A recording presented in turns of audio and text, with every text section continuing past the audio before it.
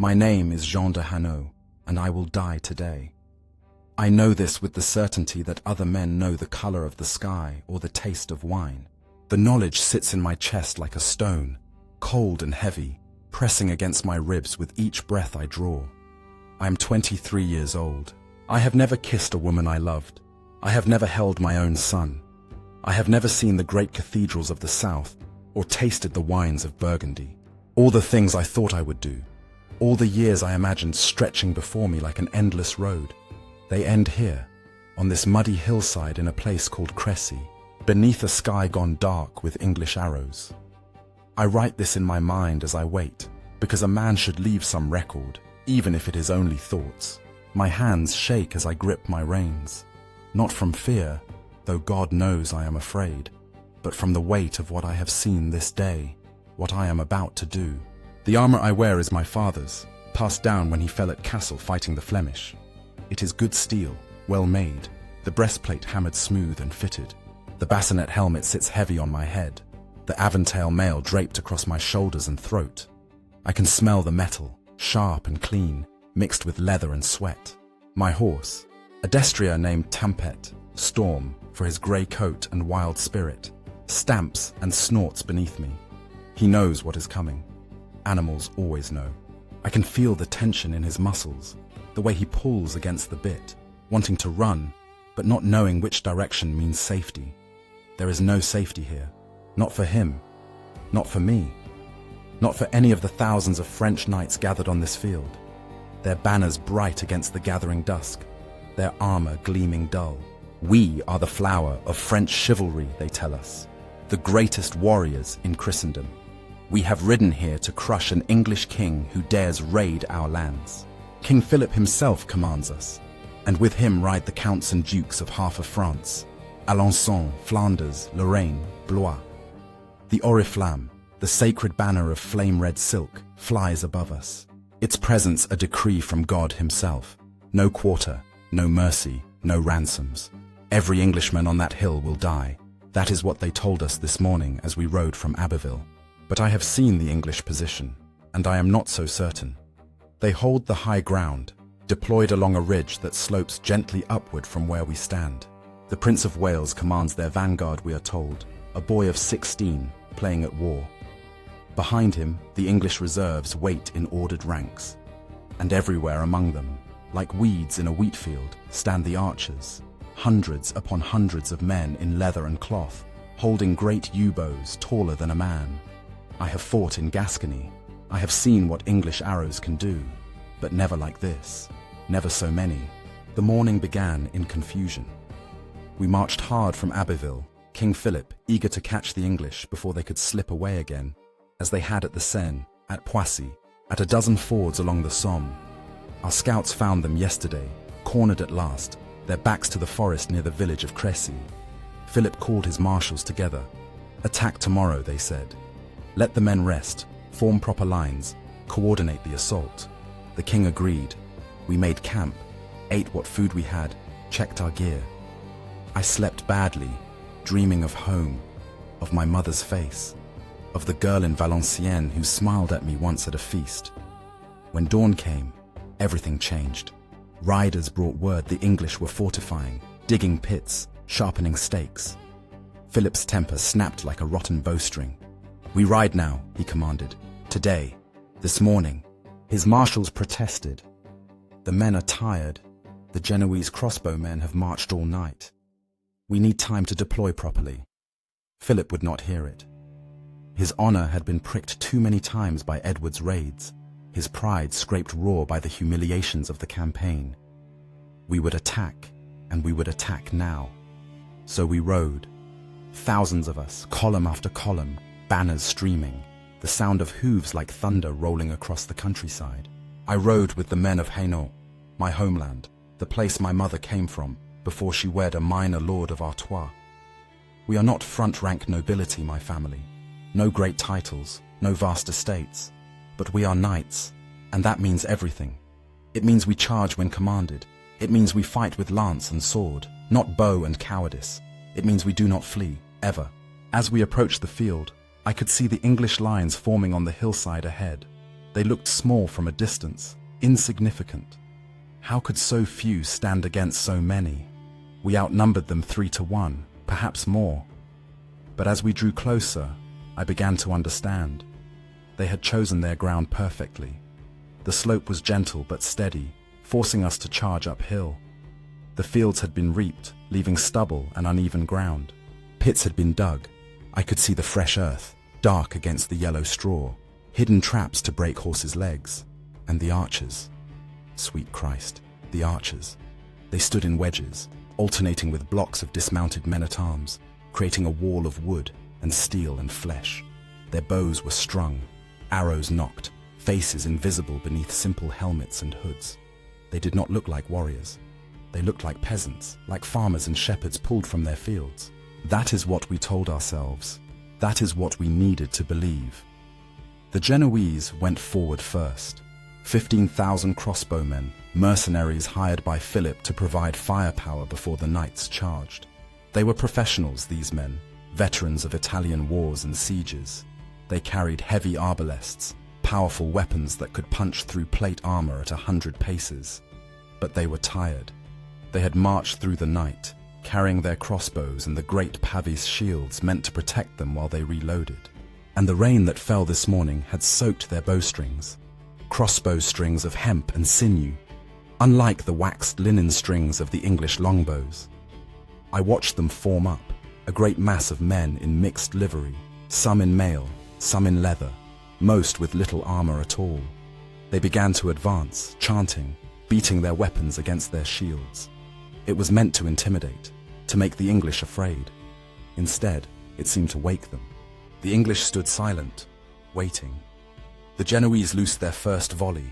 The bolts flew, arcing across the space between the armies. Some found targets. I saw an English archer fall, clutching his chest, but most fell short or skittered off armor and shields. The range was too great. They needed to close. They stepped forward, spanning their weapons, laboriously drawing back the heavy strings with their belt hooks. It took time, too much time. And then the English answered. I have never seen anything like it, and I pray to God I never see its like again. The sky went black. That is not poetry or exaggeration. The sky literally darkened as thousands of arrows rose in perfect unison, climbing, hanging for a heartbeat at the apex of their flight, then falling like a storm of iron-tipped rain. The sound was like hail on a tile roof, multiplied 1,000 times. The Genoese line simply disintegrated. Men fell in waves, screaming, clutching at shafts that sprouted from chests, throats, faces. The arrows punched through their light armor as if it were cloth, skewered limbs and torsos, turned the ground into a field of writhing, dying men. Those who survived tried to return fire, but their strings were damp, their aim wild. Another English volley came, and another, and another. The longbowmen shot with a rhythm, a terrible mechanical efficiency. 10 arrows a minute, some men said. 12. I do not know. I only know that the air never stopped screaming with their flight, that the Genoese never had a chance. They broke. I do not blame them. Only a madman or a saint would stand in that, and the Genoese were neither. They turned and ran, stumbling over their own dead, throwing down their crossbows, fleeing back toward our lines. And that is when everything descended into chaos. Count Charles of Alençon, the king's own brother, roared in fury. Cowards! Traitors! Cut them down! And God help me, we did. The French knights, already mounted and armored for the charge, spurred forward into the fleeing Genoese. Lances dropped, swords swung, hooves trampled men already wounded by English arrows. I saw a Genoese crossbowman look up, his face pale with terror as a knight's lance took him through the chest. I saw another man trying to crawl with a broken leg crushed beneath a warhorse's iron-shod hooves. The mud turned red. The smell of blood mixed with the sweet, sick scent of opened bowels, the acrid stink of sweat and fear. Somewhere in the press, I heard screaming, not battle cries, but raw animal terror. My stomach turned, but I did not stop, could not stop. To stop was to be trampled, to hesitate was to die. The momentum of the charge carried us forward, through the Genoese and toward the English line. This is what we trained for, I told myself. This is glory. This is honor. But there was no glory in what came next. The English archers shifted their aim. We were at 300 paces when the first arrows came. I heard them before I saw them, that terrible whistling shriek, like demons falling from heaven. Then impact. The horse beside me went down, an arrow through its eye, the knight pitching forward into the mud. Another arrow glanced off my breastplate with a clang that rang in my ears. A third struck Tempête's barding, the armor plate protecting his chest, and stuck there, quivering. He screamed, a sound I had never heard a horse make, and reared. I held on, barely, dragging his head down, forcing him forward. All around me, men and horses were falling. The bodkin arrows, long, narrow points designed to pierce armor, found every gap, every weakness. They punched through the mail at joints, through the aventails protecting throats, through the eye slits of bassinets. I saw a knight take an arrow through his visor. The point emerged from the back of his helmet, and he sat upright in his saddle for 3 more strides before sliding sideways, dead before he hit the ground. The horses suffered worst. Their heads and necks were unprotected, vulnerable. Arrows struck eyes, throats, chests. The animals went mad with pain, bucking, spinning, crashing into each other. A destrier with an arrow in its haunch kicked out, catching another horse in the ribs, shattering bones with an audible crack. The formation, such as it was, dissolved into a thrashing mass of screaming horses and cursing men. I could not see Count Charles anymore, could not see anyone I recognized, just shapes in armor, banners toppling, mud spraying. We charged uphill into hell itself, and hell laughed and shot arrows. Somewhere ahead, through the chaos, I glimpsed the English line. The men-at-arms stood shoulder to shoulder, dismounted, wearing full plate, and holding long spears and poleaxes.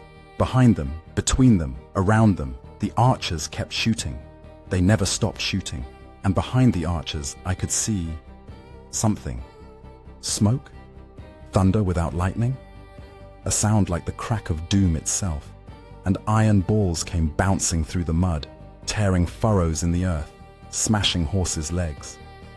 Bombards, some men said. Guns. Weapons of the devil. I did not care what they were called. I cared only that they killed.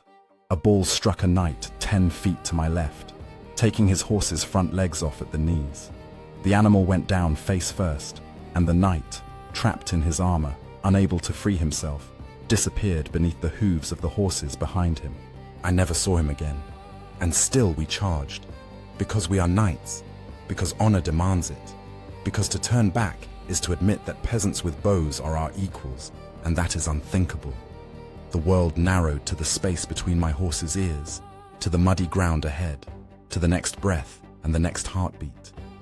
My lance was still couched, ready. My sword was loose in its scabbard. My body knew what to do, even as my mind screamed at me to flee. This is how men die, I thought. Not with glory and trumpets, but choking on mud, trampled by friends, feathered with arrows shot by common-born rabble who do not even know our names. 30 paces from the English line, Tempête stumbled. His front hoof caught in one of the pits, hidden beneath straw and mud, invisible until too late. I felt him lurch forward, felt the terrible moment of imbalance. I kicked free of the stirrups and threw myself sideways as he went down. The impact drove the air from my lungs, and for a moment I saw nothing but stars and blackness. The world was noise, screaming horses, shouting men, the endless whistle and thud of arrows. I lay on my back in the mud, stunned, my armor suddenly impossibly heavy. Above me, the sky was darkening toward dusk, bruised purple and grey. Arrows arced overhead like flights of birds, their fletching making that strange fluttering sound. I rolled onto my side, gasping, tasting blood and dirt. Tempête was thrashing nearby, his rear leg broken, the bone white against red muscle. His eyes rolled, showing white, and he screamed again, that horrible, almost human sound. I wanted to go to him, to end his suffering, but I could not reach him through the press of bodies. A knight I did not recognize, his surcoat torn, his arms blazoned with lions I could not place, stumbled past me, clutching an arrow that had punched through his gauntlet and pinned his hand to his thigh. He was weeping, calling for his mother. Another knight on horseback, blessed virgin, still mounted somehow, rode past at full gallop, his lance shattered, an arrow standing from his shoulder. His horse had 3 shafts in its haunches and was bleeding from a dozen wounds. But it ran on, maddened by pain, carrying its rider away from the English line and into the chaos behind. I forced myself to my knees, then to my feet. The world spun. My head rang inside my helmet like a bell. But I was alive, and I could stand, and that meant I could still fight. It is what my father would have done. It is what honor demanded. I drew my sword, good steel, slightly curved, the grip wrapped in worn leather, and looked around for the enemy. The English line was close now, so close I could see their faces beneath their helmets. They were not monsters, they were men, young and old, bearded and smooth-cheeked, their expressions set and grim. The archers had stopped shooting into the mass of cavalry. We were too close, too mixed with their own men. Instead, they drew short swords and axes, mauls and daggers, and waited. The dismounted men-at-arms stood ready with their pole weapons, spears as long as lances, bills with wicked hooks, poleaxes that could crush plate armor with a single blow. I heard someone shout, "For France! For King Philip!" And the cry was taken up by a dozen throats, 100. We surged forward, those of us still on our feet, scrambling up the last few yards of slope toward the English position. Some knights were still mounted, their horses bleeding, stumbling, but moving.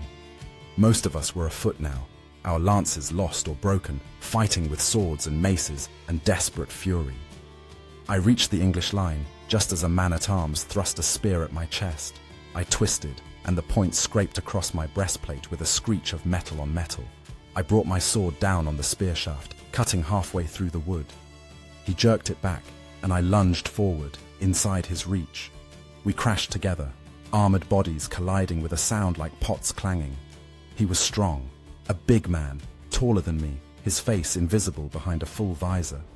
He dropped the spear and grabbed for a dagger at his belt. I drove my knee into his groin, felt the impact through his cuisses, the plate armor protecting his thighs. It did nothing. He headbutted me, his helmet smashing into mine, and the world exploded in light and pain. I staggered back, blood running from my nose inside my helmet, warm and wet and tasting of copper. He came at me again, dagger raised, going for the gap at my armpit where the armor was thinner. I swung wildly, more instinct than skill, and my blade caught him across the forearm. The edge bit through the mail and into flesh beneath, and he grunted, the first sound I had heard him make, and fell back. Another Englishman stepped forward to take his place, and another, and another. They fought in shifts, fresh men replacing tired ones, the whole line rotating like the mechanism of some great machine designed for killing. We had no such organization. We were a mob, individual knights fighting individual battles, no coordination, no support. I found myself shoulder to shoulder with a knight whose surcoat bore the arms of Lorraine, or was it Blois? My vision was blurred from the headbutt, my ears ringing. He was shouting something, but I could not hear him over the din. We fought together, 2 men against a wall of English steel. He had a mace, and he swung it in great looping arcs, trying to crush skulls and break bones through armor. I stabbed and slashed, looking for openings, for the gaps at neck and armpit and groin. We drove the English back a step, then 2. For a moment, a single, glorious moment, I thought we might break through. Then an arrow took the knight beside me in the throat. It came from the side, shot by an archer who had worked his way around the melee. The bodkin point punched through the mail of his aventail and out the other side, and he dropped like a puppet with cut strings. I looked toward the archer, a young man, barely older than me, with a bow as tall as he was. He was already knocking another arrow, his movements smooth and practiced. I raised my shield. I still had it, somehow, strapped to my left arm, dented and splintered, but whole. The arrow struck the shield and punched through, the point stopping an inch from my face. I could see the grey goose feathers of the fletching, could smell the wax that waterproofed them. I threw the shield down and ran at him. He dropped the bow and drew a short sword, set himself to meet me. We came together in a clash of steel. He was fast, faster than me in my heavy armor, and he knew how to fight a knight. He did not try to match strength with strength. Instead, he dodged, sidestepped, struck at my joints and gaps. His blade scraped across my vambrace, the armor on my forearm, and I felt nothing. He aimed a cut at my knee, and I turned just in time, taking the blow on my greave. I swung my sword in a horizontal cut meant to take his head off. He ducked under it, stepped inside my reach, and drove his shoulder into my chest. We both went down, grappling in the mud. He was on top, lighter and faster, trying to get his dagger into the gap under my arm. I grabbed his wrist with my left hand, holding the blade away, and punched him in the face with my armored right fist. His nose broke with a crunch. Blood sprayed. He did not stop. I punched him again, and finally he went limp, and I shoved him off me and struggled to my feet once more. My breath came in ragged gasps. My armor felt like it weighed 1,000 pounds. My sword arm was numb from the impact of blows blocked and delivered, and the battle raged on around me, unceasing, uncaring. I looked for the French banners, for some sign of our command, our leadership. Where was Count Charles? Where was the king? I saw the oriflamme in the distance, still flying, but it was surrounded by English troops now, being defended desperately by a handful of knights. I saw another banner, the colors of Bohemia, blue and white, making a charge toward the English center. King John the Blind, I realized. They said he was here, an old man who could not see, tied to his retainers by leather straps, determined to strike at least one blow against the enemy despite his affliction. I watched as his small company crashed into the English line with desperate fury. For a moment, they broke through. I saw John himself, his sword rising and falling, his blind face turned toward the sky as if he could see God watching him. His men fought with the courage of the doomed, knowing this was the end, making it count. The English closed around them like a fist. Spears thrust from all sides. Axes rose and fell. The Bohemian banner toppled, and I knew King John was dead. Even in the midst of chaos and terror, I felt a stab of something like grief. That was how a knight should die, in the thick of battle, weapon in hand, fighting to the last breath. It was a good death, an honorable death. I wondered if I would be so lucky. The light was failing now, the sun setting somewhere beyond the smoke and the horror. The battlefield was lit by a hellish twilight, everything cast in shades of red and grey. Bodies lay everywhere, men and horses piled atop each other, some still moving, crawling, reaching. The ground was so soaked with blood that it pooled in the hoof prints and ran in rivulets down the slope. I saw a knight trying to remove his helmet, his fingers scrabbling at the buckles. An arrow had gone through the back of his neck, and he was drowning in his own blood, trapped inside the steel. I wanted to help him, but I could not reach him, and even if I could, what would I do? Mercy was a luxury we could not afford. Another charge formed somewhere behind me. I could hear the thunder of hooves, the shouts of men rallying for one more attempt to break the English. I did not know who led it, did not care. I was too tired, too battered.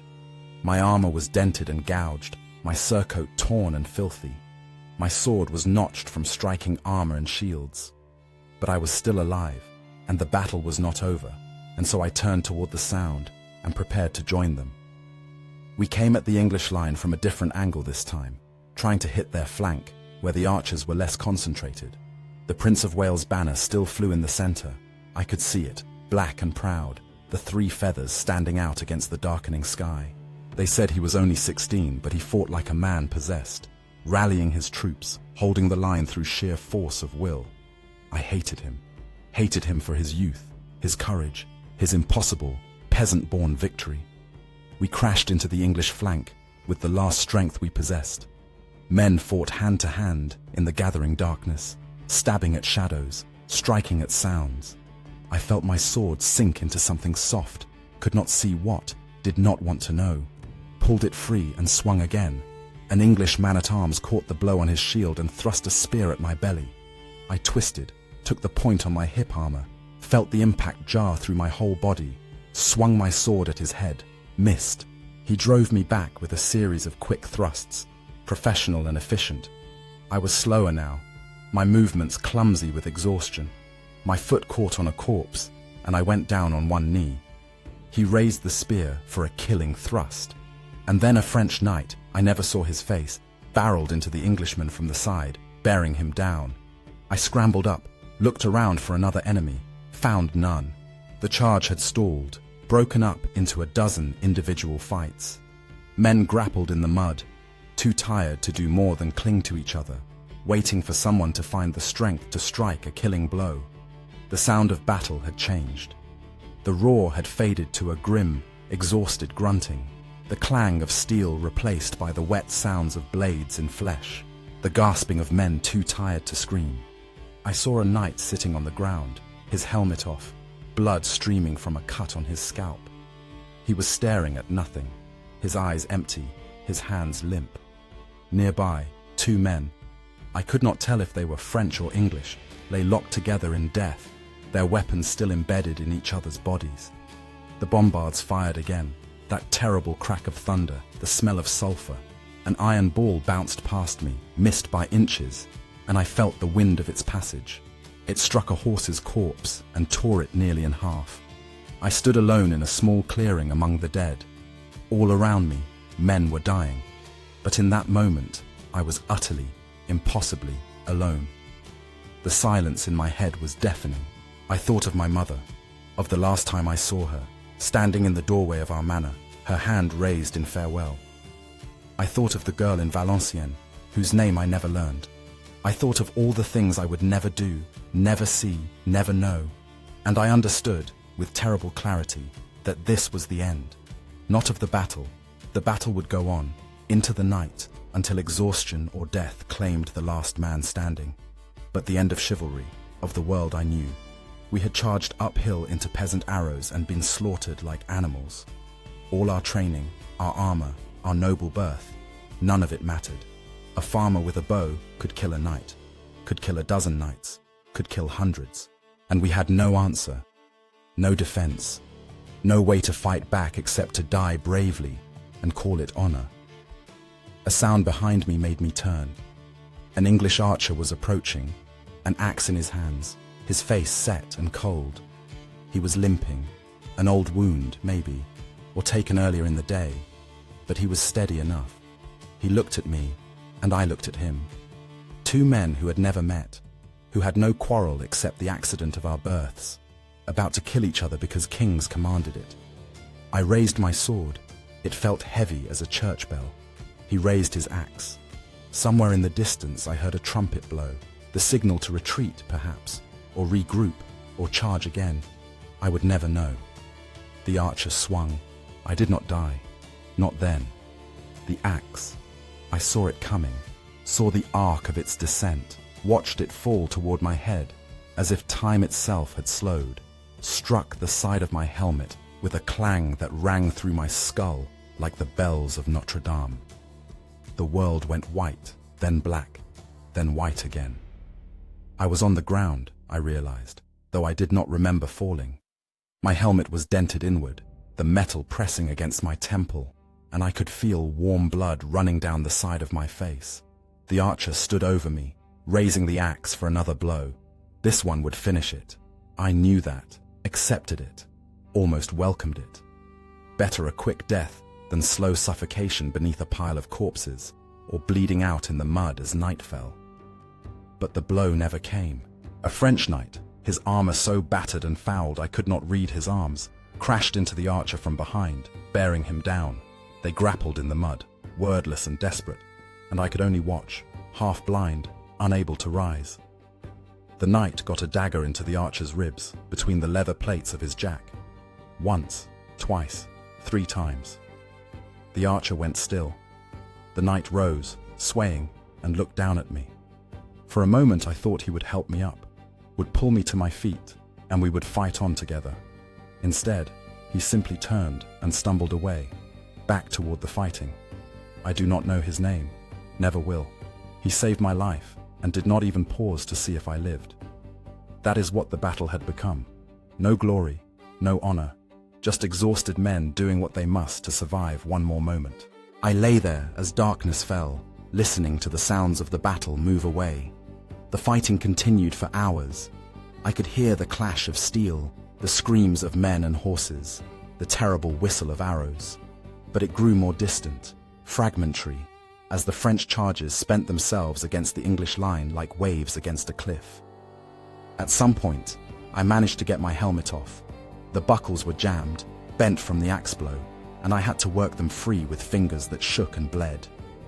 When it finally came loose, the cool night air on my face felt like absolution. I breathed deep, tasting blood and smoke and the foul reek of death. I tried to stand, made it to my knees before the world spun, and I retched, vomiting inside my armor, the acidic bile burning my throat.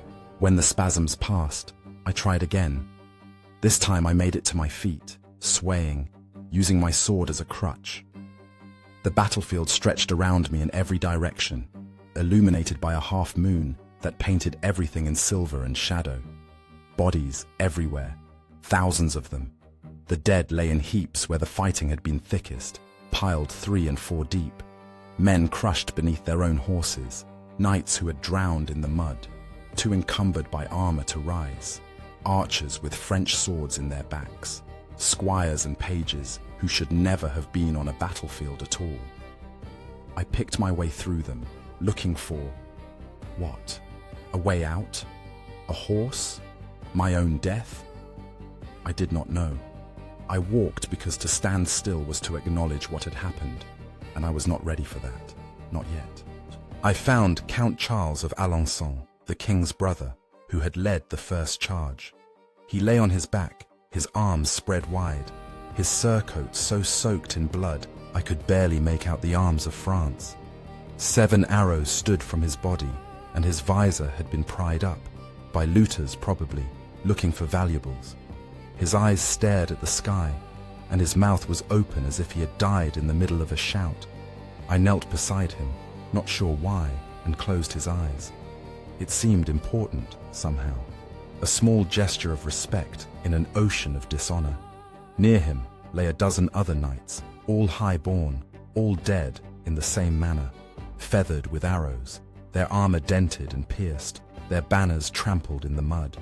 The flower of French chivalry, indeed, cut down like wheat before the scythe. I moved on, found the bodies of the Bohemian knights, King John among them. They had fallen in a tight circle, their horses dead around them, the leather straps that bound them together still intact. John's sword was still in his hand, the blade notched and dulled. His face was peaceful, if a blind man's face can be read, and I thought perhaps he had found what he sought. One last moment of glory before the dark. The English had stripped most of the dead already, I realized. Armor was gone from many of the bodies, fine weapons taken, rings cut from fingers.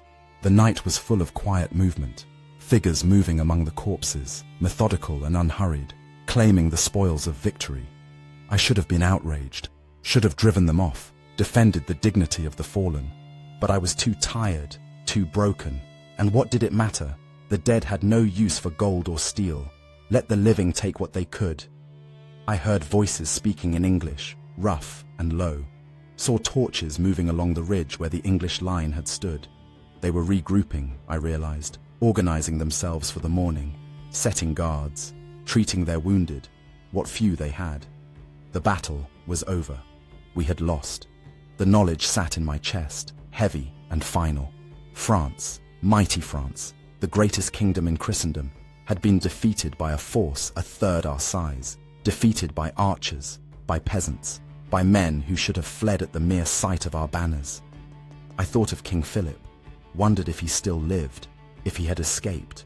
I hoped so, if only because the alternative, the King of France dead on the field, his body looted by English common soldiers, was too terrible to contemplate. Some small shred of my pride demanded that much at least.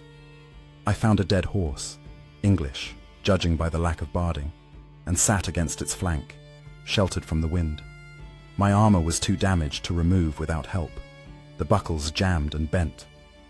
I was trapped inside it, a prisoner of my own protection. Ironic that the very thing meant to save me had become a cage. I sat there as the moon rose higher, as the sounds of the battlefield slowly quieted. The screaming stopped first, the wounded either treated or dead, no middle ground. The groaning lasted longer, a low chorus of suffering that might have been in French or English or Latin for all I could tell. Pain has no language. Then even that faded, until all I could hear was the wind rustling through the grain stubble and the distant calls of the English sentries.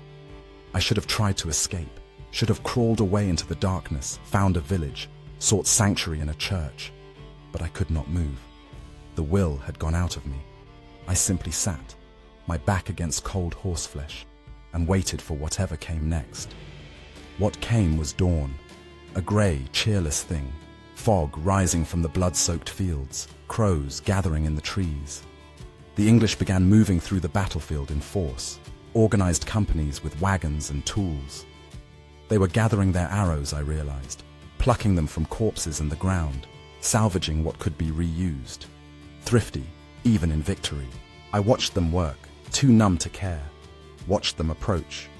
I was found by a sergeant, an older man with a scarred face and the calm demeanor of someone who had seen too much to be shocked by anything. He looked down at me, took in my battered armor, the arms on my surcoat, what remained of them. "You are?" he asked in French, accented but clear. "Jean de Hainaut," I said. My voice was hoarse, barely a whisper. "Knight." He nodded. "You are my prisoner then. Under the laws of war, you will be ransomed." I almost laughed. Ransomed. As if my family could afford to ransom a third son who had never distinguished himself, never done anything but exist.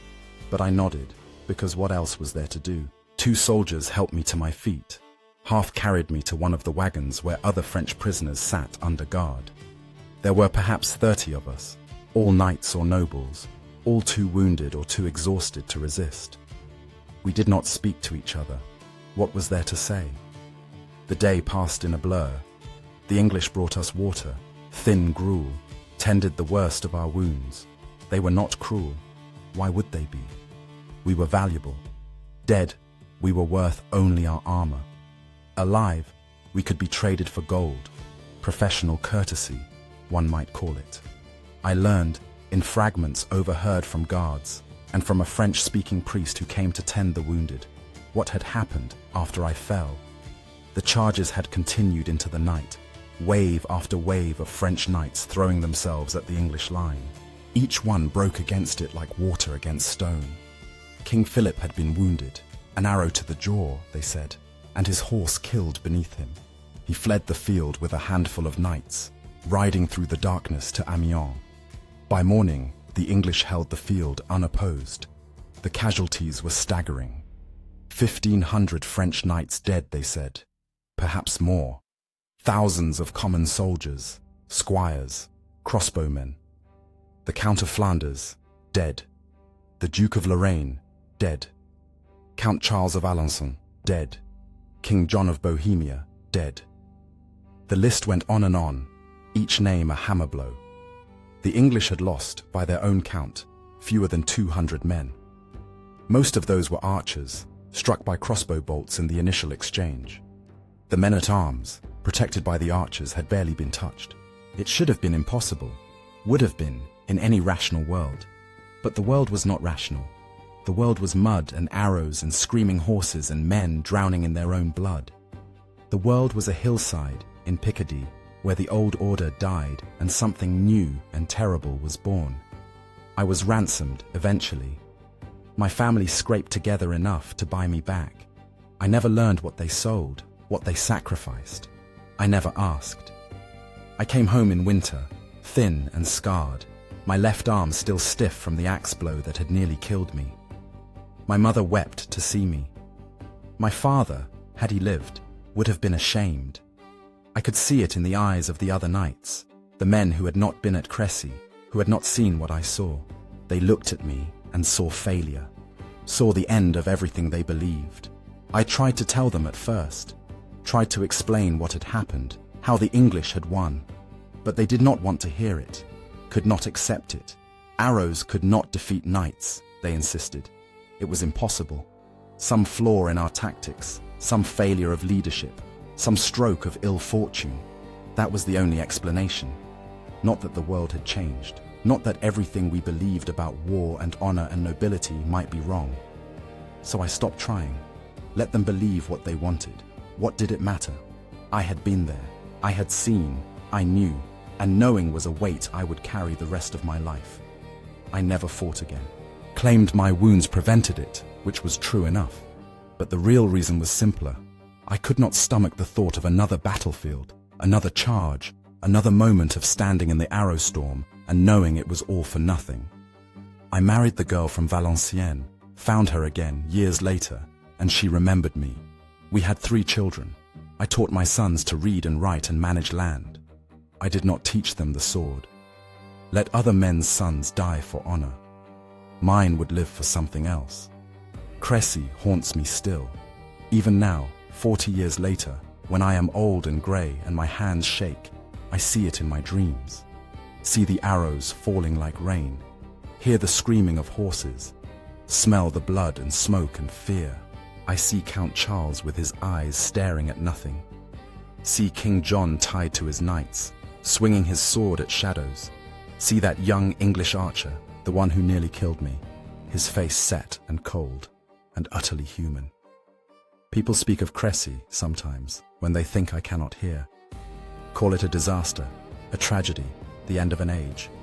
They are right, but not in the ways they think. It was not the end of chivalry.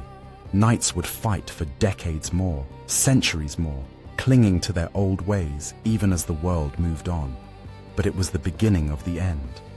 The moment when we learned that all our training, all our noble blood, all our expensive armor and bred war horses could be undone by a peasant with a bow and the will to use it. They ask me sometimes what I learned at Crécy, what wisdom I gained from that day of blood and horror. I tell them this: I learned that courage is not enough, that honor is a luxury the dead cannot afford, that God does not care for noble birth or righteous cause.